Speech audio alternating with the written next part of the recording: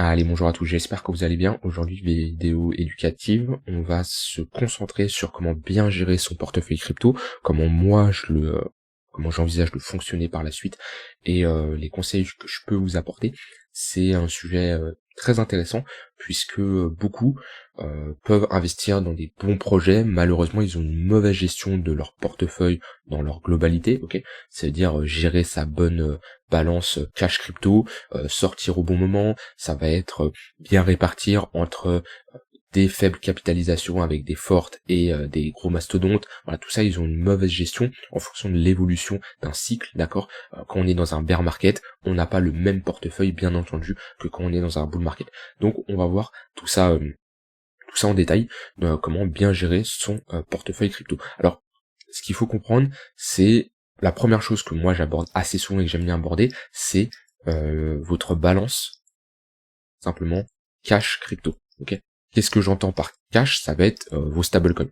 D'accord, vos stablecoins ou votre argent de côté, hein, qui peut être en euros également, en euro-dollars, que vous attendez d'investir, donc que ce soit une opportunité. Donc, vos cryptos et tout le reste à côté, stablecoin ou tout simplement cash euro-dollar. Voilà, ça c'est la première chose, c'est votre balance cash crypto. Ok, c'est important d'être conscient de combien on a parmi son wallet. Alors là, je parle vraiment d'un wallet long terme, on n'est pas sur de la spéculation, je parle de crypto que vous allez détenir sur du minimum 6 mois, 6 mois voire un an au minimum, parce que si vous détenez une crypto un mois, là, on est plutôt dans la spéculation, sur du swing trading ou autre, mais on n'est pas sur vraiment de l'investissement long terme. Là, on parle vraiment de portefeuille que vous allez détenir sur du long terme.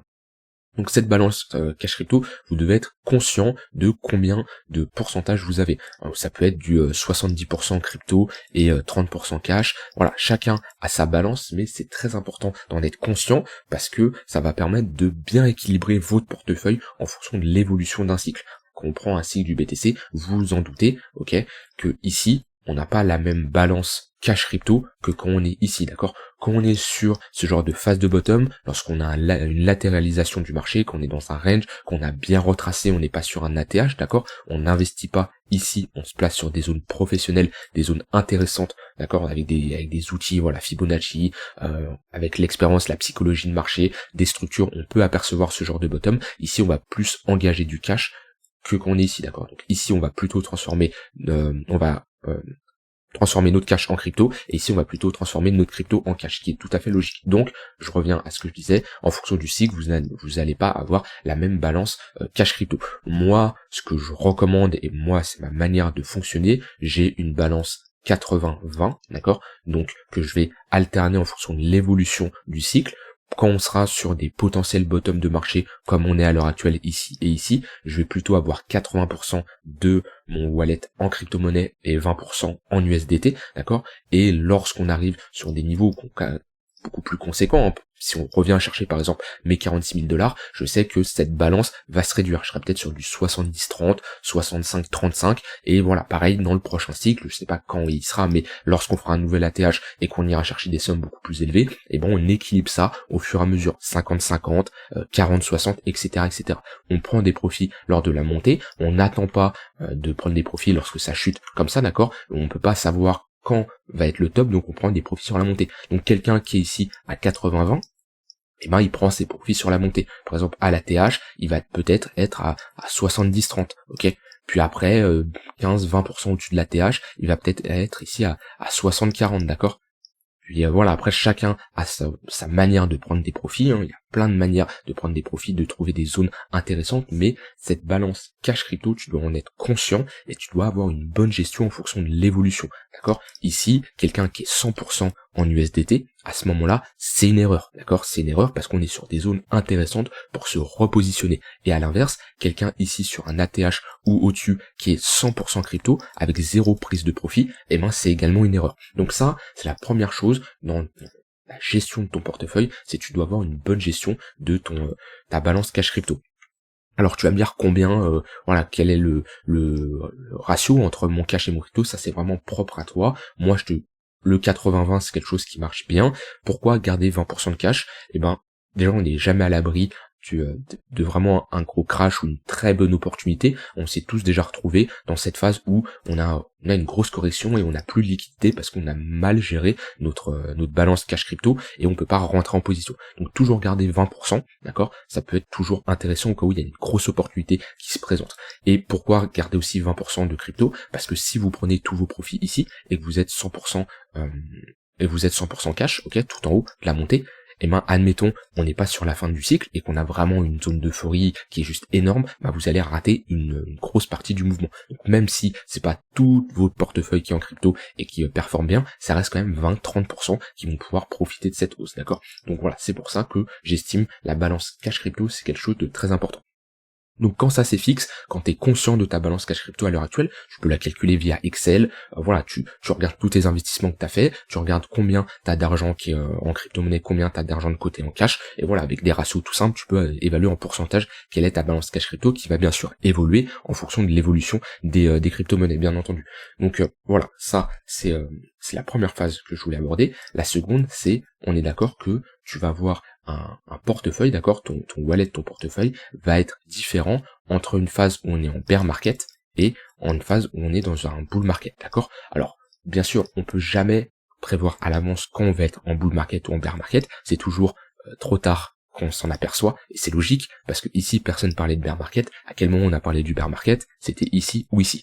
Sauf que c'est le moment où on doit se repositionner dans le marché. C'est pareil, si ici on fait un nouveau cycle, là actuellement on parle pas de bull market, d'accord, admettons on fait un nouvel ATH, là on parlera de c'est le bull market. Sauf que malheureusement c'est trop tard. Donc on peut pas savoir à l'avance quand va être le bull market ou le bear market, bien entendu. Maintenant on peut un peu prévoir en fonction déjà des halvings, ok, on est d'accord que quand on sera proche d'un halving, on pourra bien entendu avoir un wallet qui sera différent que quand on sera tout simplement ici, ce qui est logique. Moi ce que je vous recommande en bear market, pendant cette phase de baisse, déjà vous avez bien sûr plus de cash de côté que de crypto, mais parmi votre balance crypto, d'accord, parmi vos 20-30% de crypto, et ben vous allez avoir des cryptos à très fort market cap, d'accord, je vous conseille même d'avoir principalement à 70% BTC et Ethereum, parce qu'ils vont prendre beaucoup moins cher que la plupart des altcoins, et surtout la période des faibles capitalisations, ok, à quel moment vous devez vous positionner, c'est vraiment quand on a une confirmation, qu'on a une réelle tendance et un bull market qui est confirmé,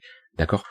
On peut pas se permettre d'acheter des low capitalisations ici, voire même ici, selon moi c'est encore compliqué. On attend vraiment selon moi que le halving est passé et qu'on a des probabilités d'avoir un nouveau cycle, parce que sinon vous allez littéralement vous casser la gueule, et ça c'est vraiment important à prendre en compte. Même ici pour moi, commencer à se placer sur des faibles capitalisations, c'est impossible. Donc au vu de l'évolution d'un cycle, dans toute cette phase là, parmi vos crypto-monnaies que vous détenez, d'accord, comme je dis, vous avez une plus grosse partie en cash, en USDT qu'en crypto-monnaie, mais parmi les crypto-monnaies qui vous restent, vous devez avoir au moins 70% de votre wallet qui va être sur BTC et ETH. Toute cette phase, c'est important. Lorsqu'on va être dans cette seconde phase, ok, où le marché va rentrer dans une phase de latéralisation, donc cette phase-là, d'accord, on va range, ok, on va retracer, voilà, c'est la phase où on n'est pas dans un cycle haussier, d'accord, on n'est pas dans un bull market, mais on est en train de potentiellement le préparer. Dans cette phase-là, ça peut être intéressant de baisser son exposition à Bitcoin Ether, ok, bien qu'il doit rester important, pour moi au-dessus de 50-55% au minimum, et commencer à se concentrer, pourquoi pas, sur des altcoins à forte capitalisation. On va pas être dans des low caps, par exemple du BNB, du Atom, d'accord, du Cardano, du Matic ou autre, d'accord, mais ça va être toujours faible, ok, parce que on est toujours dans une phase un peu incertaine, même si on est potentiellement en train de se retourner. Par contre, quand on s'approche du halving, d'accord, qui va être vers avril-mai 2024, ok, on a plus de probabilité d'être là dans un nouveau cycle haussier qui arrive, et on peut se permettre de, voilà, réduire notre exposition à BTC Ether et se positionner, pourquoi pas, sur des plus faibles capitalisations. Maintenant, il y a quelque chose qui est important que vous devez retenir, c'est lorsqu'on a un mouvement haussier comme ça, en général, c'est premièrement Bitcoin qui en profite, ensuite ça va être Ether, ensuite ça va être les low caps, et ensuite ça va être les faibles caps, d'accord? Parce qu'on le voit, hein, si je compare, je vais comparer ici, Ether, Ether, tac, nouvelle échelle de prix, voilà. On voit bien que lui, Ether, a profité bien plus tard de la tendance haussière. Vous voyez, quand BTC a atteint les 57 000 $, qui était presque son top, ok, Ether il était qu'à ce niveau de prix là, d'accord, à 1889 $, ok. Alors que Ether a fait sa seconde phase haussière beaucoup plus tard. Ouais, et c'est le cas après si on compare avec d'autres altcoins. Voilà, c'est ce que je veux vous faire comprendre, c'est que on n'a pas tout qui pump au même moment. On va voir en général en premier lieu BTC, ensuite Ether, ensuite les faibles, les fort market cap, et ensuite les low market cap, d'accord. Donc ça c'est important à prendre en compte dans la diversification de votre portefeuille. Dans tous les cas, vraiment méfiance des low capitalisations. Dans tous les cas, le plus important, c'est que vous ne devez pas holder, selon moi, des faibles market cap, ok, parce que là, ceux qui ont holdé toute cette phase baissière, ils sont fait déchirer. Il y a des crypto-monnaies qui ont été délistées des exchanges, il y a des crypto-monnaies qui ont tapé des moins 99%, ils feront plus de nouvelles ATH. Donc voilà, pour moi, on peut holder sur du très long terme du BTC, du Ether, mais des faibles capitalisations, on peut pas holder. C'est qu'à but spéculatif que vous devez les détenir sur quelques mois, un an, pourquoi pas si vous êtes assez early, mais vous pouvez pas garder 4, 5, 6 ans une capitalisation qui est hyper faible. À moins que vraiment vous sentez le potentiel dans une crypto-monnaie, vous avez fait une grosse analyse fondamentale et vous dites ok, je risque un très faible pourcentage, parce que sur une faible capitalisation, on va pas être à 30-40% de son wallet long terme, ce qui est tout à fait logique, sinon il y a vraiment une mauvaise gestion de votre risque. Mais voilà, sinon à part ça, c'est le plus important. Pendant une phase de cycle, gérez bien votre comment vous allouez votre capital sur les différents types de market cap, c'est très important. Et comme je vous le dis, ça vous pouvez le prendre en compte maintenant et aussi lors du prochain cycle, même la fin du prochain cycle. Pendant une phase baissière comme ça, détenez principalement du BTC et de l'Ether dans votre wallet long terme, ok. Et pendant cette phase de latéralisation, gardez quand même pas mal de BTC et d'Ether, au moins au-dessus de 50% selon moi, et bien gérer sa répartition sur les altcoins, mais ne pas trop se précipiter à aller sur des faibles market cap. Attendez à minima l'halving et de réelles confirmations comme quoi on a une grosse hype autour du marché pour se positionner. Parce que si vous positionnez beaucoup trop tôt, même ici, il y a des alts qui sont encore cassés la gueule alors que BTC était dans cette phase de latéralisation. Donc bear market, retenez que BTC Ether leaking 70% au minimum, même 80 voire 90%, c'est fortement recommandé. Donc là déjà, ce que je vous ai dit, bien gérer son portefeuille crypto, c'est le plus important. Voilà, je vous ai dit votre balance cash crypto qui est essentielle, votre portefeuille en bear et en bull market qui doit clairement être différent, et le dernier point que je vais aborder, c'est tout simplement la prise de profit. Ok. Là, je vous ai montré, je vous ai expliqué, voilà, quand on a une phase haussière en bull market, on switch entre ces cryptos, on prend du cash, mais comment prendre des profits? Ça, c'est une erreur que beaucoup ont fait. Beaucoup vont refaire lors du prochain cycle. C'est déjà les personnes qui sont, on va dire, trop attachés à leur crypto-monnaie. Ok, ils sont émotionnellement parlant, ils sont beaucoup attachés. Et je sais que ça peut ne pas être facile pour certains. Ok, mais il faut, ça dépend après il y en a, ils vont être des BTC maximalistes, ils vont holder ça jusqu'à la mort. Ça dépend toujours de votre profil, comment vous agissez sur les marchés, et c'est quoi votre objectif aussi. Ça ça dépend de votre profil. Et aussi, ça j'en ai pas parlé, mais dans votre portefeuille Bear Bull, la question à se poser aussi, c'est quelle est votre, je peux la noter, quelle est votre tolérance au risque. Voilà, ça c'est la question aussi que vous devez vous poser en fonction de votre profil, parce qu'on n'a pas la même tolérance au risque. Est-ce que vous êtes quelqu'un qui va prendre énormément de risques pour beaucoup plus de rendement, ou quelqu'un qui va avoir peut-être un portefeuille énorme et qui va se dire ok, moi vu que j'ai un gros portefeuille, je risque beaucoup moins. Ça c'est la question que vous devez vous poser, et c'est ce qui joue principalement sur la composition de votre portefeuille. Et du coup, pour la prise de profit, ne soyez pas gourmand, ne cherchez pas à chercher le top de marché. Okay, quand vous voyez des signes de baisse, des affaiblissements, après ça dépend toujours de votre profil, de votre manière d'analyser les marchés, mais il y a plusieurs manières de prendre des profits. On peut prendre des profits sur des gros niveaux de support et de résistance, enfin de résistance, pas de support mais de résistance, ok. Donc ça c'est dans la phase où on n'a toujours pas fait un nouvel ATH, parce que quand on fait un nouvel ATH, ici, il n'y a plus de résistance. Ici on sait plus nos résistances en fonction du prix, vu que on est sur un all-time high, ok. Donc là, à partir du moment où on fait un nouvel ATH, les choses qui s'offrent à nous, ça va être déjà les chiffres ronds psychologiques, ok, les 100 000 $, les 110 000 $, les 90 000 $, les gros chiffres ronds où il y a énormément de gens qui posent des ordres de vente, d'accord, parce que c'est des chiffres ronds psychologiques, ça c'est le premier point. Ensuite, ça peut être des extensions de Fibonacci, d'accord. Ici, je peux prendre le point le plus haut, le point le plus bas, hop, j'étends ça, tac.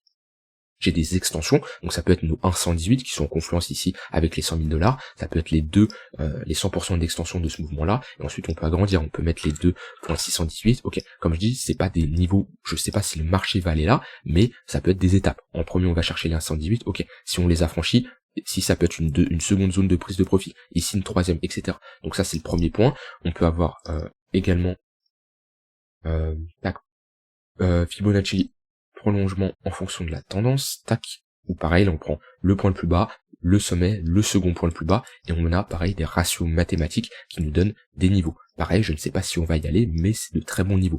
Donc voilà, ça peut être ça. Ensuite, ça peut être un essoufflement que vous déterminez sur le prix. Ça peut être parce qu'on a une structure bearish, par exemple, voilà, ici sur ce cycle-là, on a eu une structure bearish, un M-top, ok, ici on a eu un M-top. Alors, c'est sûr que ça vous fait sortir beaucoup plus tard, ça vous fait sortir vers les 11 000 $, au lieu de sortir sur les 18 000 $. Maintenant, c'est pareil, c'est où est-ce que vous êtes rentré. Si vous êtes rentré ici, bah c'est sûr que vous sortez à break-even. Sauf que ici, est-ce que c'est une entrée professionnelle? Est-ce que, avec l'expérience que vous avez maintenant sur les marchés, est-ce qu'avec les indicateurs, les outils techniques que vous pouvez utiliser, vous rentrerez à ce niveau-là? Non. Parce que rentrer à ce niveau-là, c'est comme sur le BTC, rentrer à ce niveau-là. Ok, on rentre pas à 55 000 $, c'est beaucoup trop tard.